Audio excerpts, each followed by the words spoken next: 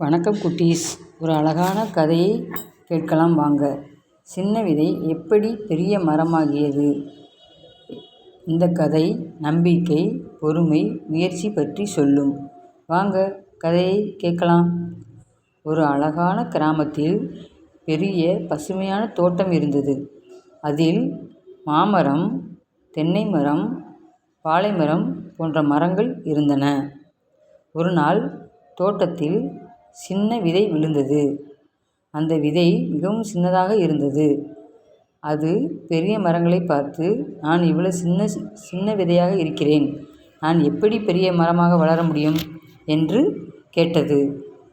அதற்கு அருகில் இருந்த பழைய மாமரம் பேசத் துவங்கியது. நானும் ஒரு நாள் சின்ன விதைதான். நம்பிக்கையுடன் இருந்தால் நீ பெரிய மரமாக வளரலாம் என்று கூறியது. அதை கேட்டு விதை சற்று தைரியமாக இருந்தது. ஒரு நாள் அதிக மழை பெய்தது. மண் புதைந்து விதை உள்ளுக்குள் சென்றது. உடனே விதை, ஐயையோ, இங்கே இருட்டாக இருக்கிறதே, நான் எப்படி வெளியே வர முடியும் என்று அழுதது. பதறிக்கொண்டிருந்தது. அதை கேட்ட மண், கவலைப்படாதே, நான் உன்னை பாதுகாப்பேன் என்று கூறியது.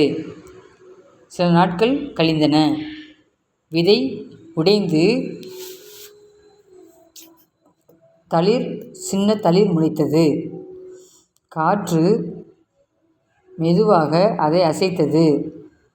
சூரியன் ஒளி கொடுத்தது. மழை தண்ணீர் கொடுத்தது. தளிர் மகிழ்ச்சியாக வளர்ந்தது. தளிருக்கு சோதனை ஏற்பட்டது. கடும் காற்று அடித்தது. அதில் சிறு தளிர் ஆட்டம் கண்டது.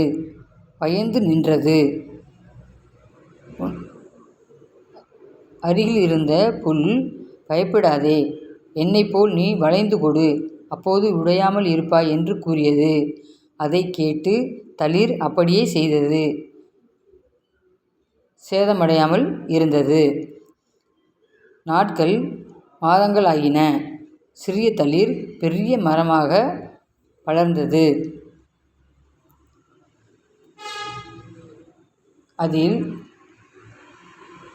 அதன் கிளைகளில் பறவைகள் குடியிருந்தன. எல்லோருக்கும் நிழல் தந்தது. அதன் நிழலில் குழந்தைகள் விளையாடினர்.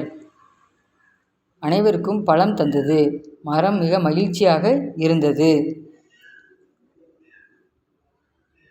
மரம் நினைத்தது, ஒரு நாள் நான் சின்ன விதைதான், இன்று பலருக்கும் உதவுகிறேன் என்று மகிழ்ச்சி அடைந்தது. குட்டீஸ், சின்ன ஆரம்பமாக இருந்தாலும் கவலைப்படாதீர்கள். நம்பிக்கை, பொறுமை, முயற்சி இருந்தால் நீங்கள் வெற்றி பெறலாம். கதை பிடித்திருந்தால் லைக் பண்ணுங்கள், கமெண்ட் பண்ணுங்கள், சப்ஸ்கிரைப் பண்ணுங்கள். நன்றி குட்டீஸ். மீண்டும் இதே போன்று உங்களுக்கு பிடித்த கதையுடன் சந்திப்போம். பை.